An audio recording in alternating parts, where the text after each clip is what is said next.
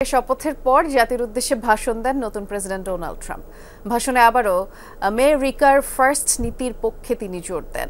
বলেছেন তার নেতৃত্বে স্বর্ণযুগের সূচনা হলো যুক্তরাষ্ট্রে। ঘোষণা দেন অবৈধ অভিবাসন সহ বিভিন্ন নীতিতে পরিবর্তনের।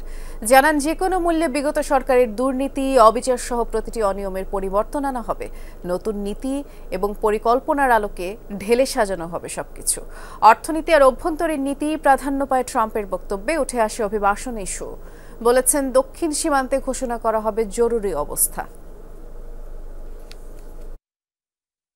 And our top priority will be to create a nation that is proud, prosperous and free. পুনরুদ্ধার করা হবে যুক্তরাষ্ট্রের সার্বভৌমত্ব, পুনঃপ্রতিষ্ঠিত হবে নিরাপত্তা, পুনঃস্থাপিত হবে ন্যায় বিচারের ভারসাম্য, শেষ হবে বিচার বিভাগকে অস্ত্র হিসেবে ব্যবহারের অভ্যাস। নতুন প্রশাসনের মূল লক্ষ্যই হবে একটি গর্বিত, সমৃদ্ধ এবং স্বাধীন জাতি গড়ে তোলা।